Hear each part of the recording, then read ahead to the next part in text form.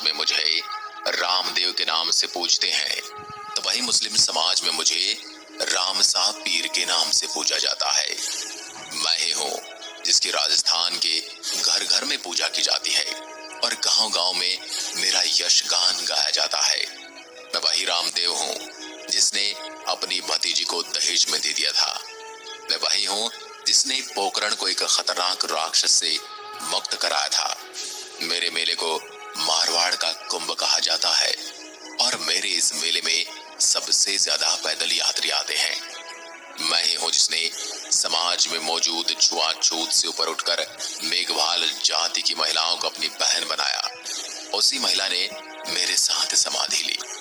मेरा जन्म बाड़मेर के शिव तहसील के उड़कासमेर गांव में 1409 ईस्वी में भाद्रपद शुक्ल द्वितीया को हुआ था। मेरे पिता का नाम अजमल और मेरी माता का नाम मैणादे था। मेरे पिता पोकरण के सामंत थे और तमर वंश से संबंध रखते थे।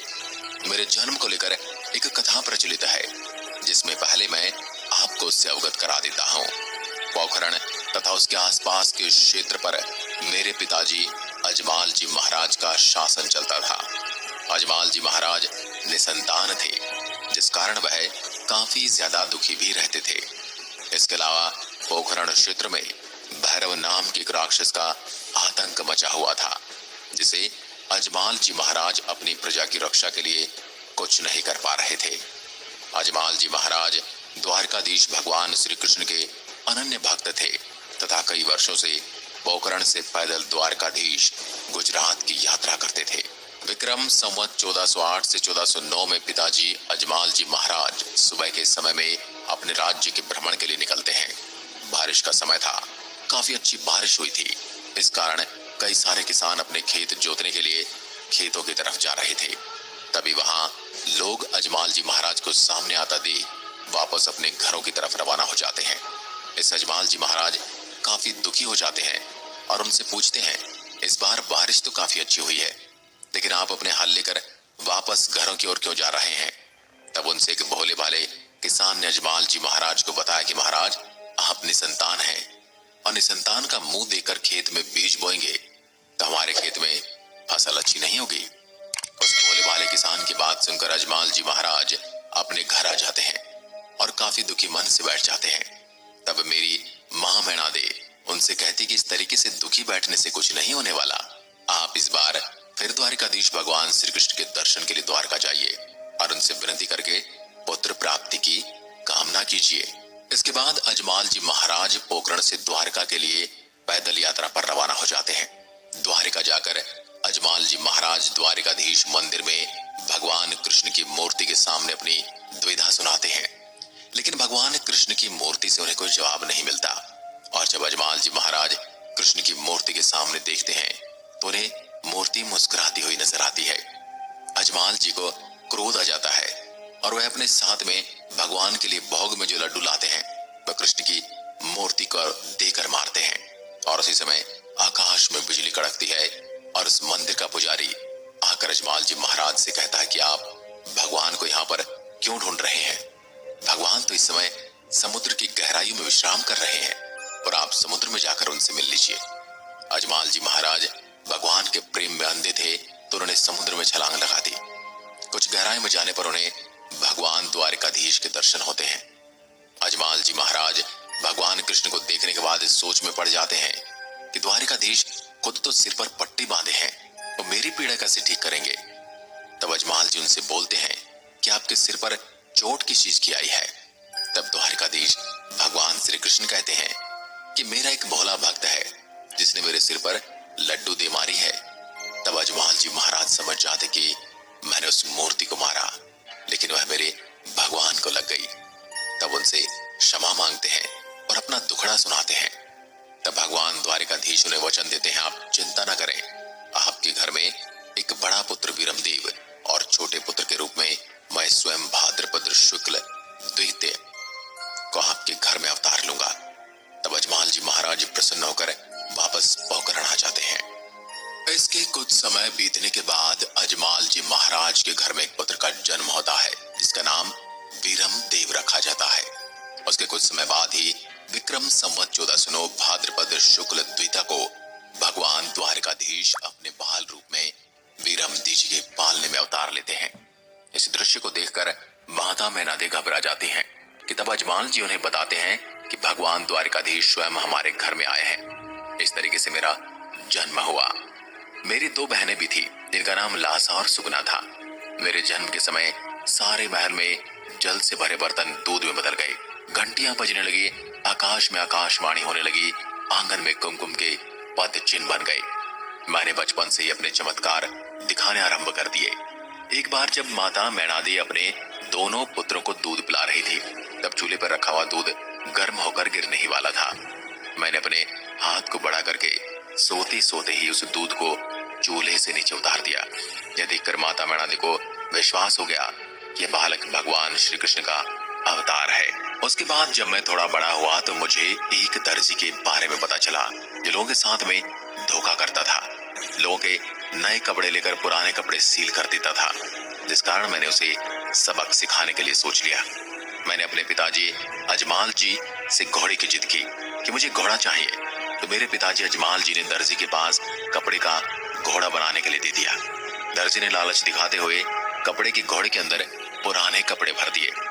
जिसके बाद जब घोड़ा मुझे दिया गया तो मैंने उस घोड़े को आकाश में उड़ा दिया, और जब घोड़ा और मैं दोनों आकाश में उड़ गए तब अजमाल जी महाराज ने उस दर्जी पर गुस्सा किया कि आपने घोड़े में कोई काली विद्या की है, और तब उस दर्जी ने अपनी गलती की माफी मांगकर सारी सच्चाई बताई।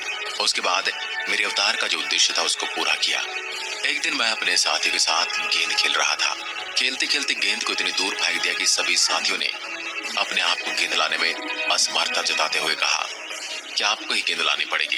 तो मुझे गेंद लाने के बहाने वर्तमान पोखरण की घाटी पर स्थित साथल में आकर भैरव के अत्याचारों से लोगों को मुक्त करवाना था। मुझे बालक रूप में सुनसान पहाड़ी पर अकेला देखकर बालीनाथ जी ने देखा तो कहा कि बालक तू कहां से आया है? जहां से आया है वापस चला जा, यहाँ पर रात को भैरव राक्षस आएगा।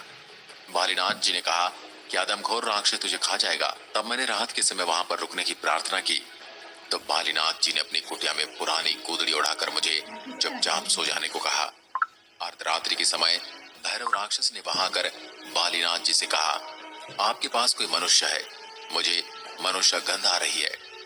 तो बालीनाथ जी ने भैरव जी से कहा, यहाँ पर तो तूने 12-12 कोस तक पक्षी भी नहीं छोड़ा है, मनुष्य कहाँ से आएगा? तब मैं गुरु बालीनाथ द्वारा चुपचाप सो जाने का आदेश दिए जाने के कारण बोला तो कुछ नहीं, मगर अपने पैर से गोदड़ी को हिला दिया। तो भैरव की नजर गोदड़ी पर पड़ी और वह गोदड़ी को खींचने लगा, मगर चमत्कार से गोदड़ी द्रौपदी के चीर की तरफ बढ़ने लगी। तो बालीनाथ जी महाराज ने सोचा कि यह कोई सामान्य बालक नहीं है, जरूर कोई दिव्य बालक है। गोदड़ी को खींचते खींचते भैरव राक्षस हाँफ कर भागने लगा तो मैंने उठकर बालीनाथ जी महाराज से आज्ञा लेकर भैरव राक्षस का वध कर लोगों को उसके आतंक से मुक्त किया। भैरव राक्षस को वध के बाद मैंने भैरव राक्षस की गुफा से उत्तर दिशा की तरफ कुआं खुदवाकर रोनीचा गांव बसाया। मेरे इन चमत्कारों के चर्चे दूर दूर तक सूर्य के प्रकाश की भांति फैलने लगे। उस समय मुगल साम्राज्य होने के कारण कट्टरपंथ भी चरम सीमा पर था। इस बात की सूचना मक्का में बैठे मुस्लिम मौलवियों को दी गई और उन्होंने कहा कि भारत में आपसे भी बड़ा एक पीर पैदा हुआ है जो बहुत ही ज्यादा चमत्कारी है। इस बात की जांच करने के लिए मक्का से 5 पीर रामदेवरा के लिए रवाना हो गए। जब पीर रामदेवरा से 12 किलोमीटर दूर थे तब उन्होंने एक व्यक्ति को अपना घोड़ा चराते हुए देखा। तो उन्होंने कहा, हमें पोखरण जाना है, कौन सा रास्ता है?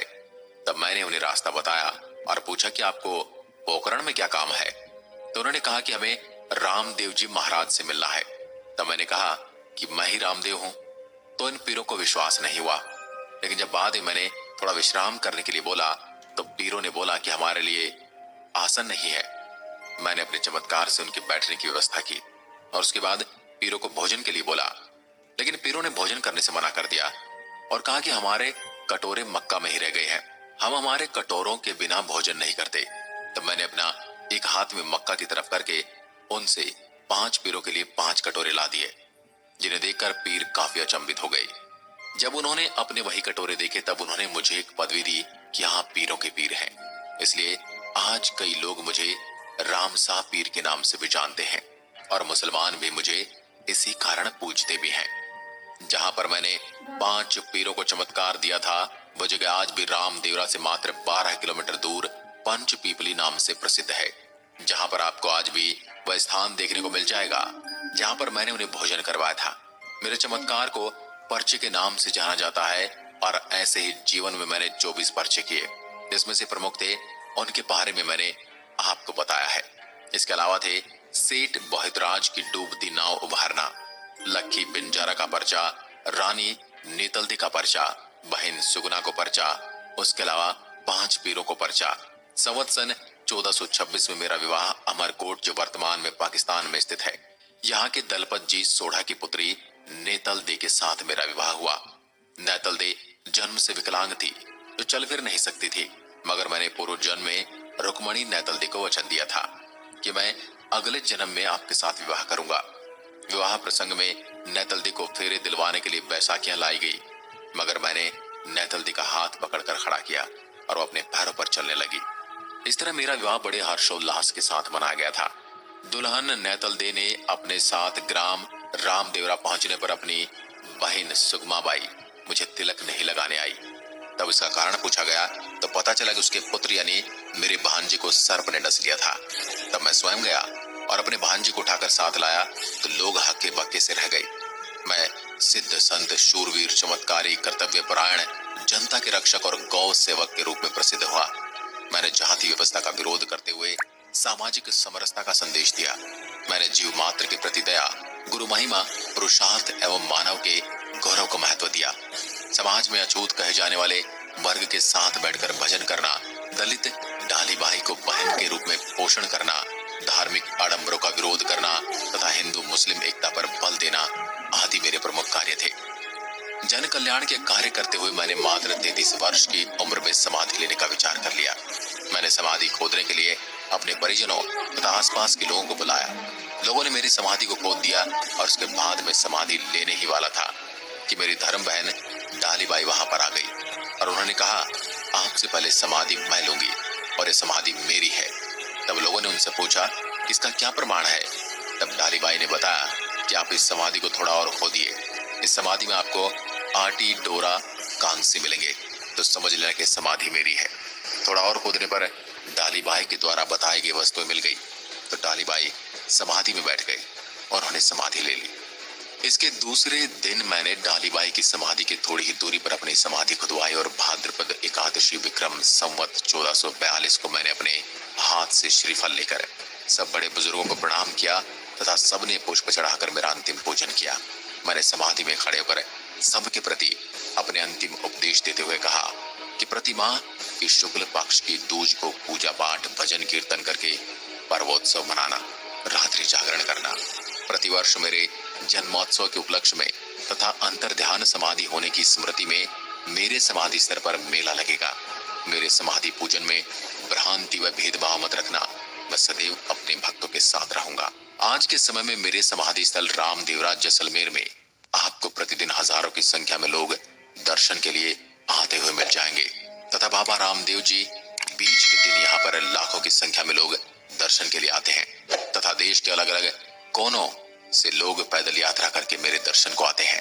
मेरे दर्शन के लिए पैदल आने वाले लोगों को जातरू कहा जाता है तथा उनके हाथ में वो ध्वजा होती है, उसे नेजा कहा जाता है। मेरे समाज में फैली छुआछूत की समस्या को सुधार करने के लिए बहुत सारे कदम उठाए। उसी के चलते डालीबाई ने मेरे साथ समाधि ली और उसी वजह से मेघवाल जाति को मेरे प्रमुख भक्त माना जाता है और उनको रिखिया कहा जाता है। अगर आप भी कभी रुणीजा आए हैं तो कमेंट करके जरूर बताएं और यहाँ कर आपको अपने जीवन में क्या चमत्कार महसूस हुए कमेंट में लिखें। ऐसे वीडियोस देखने के लिए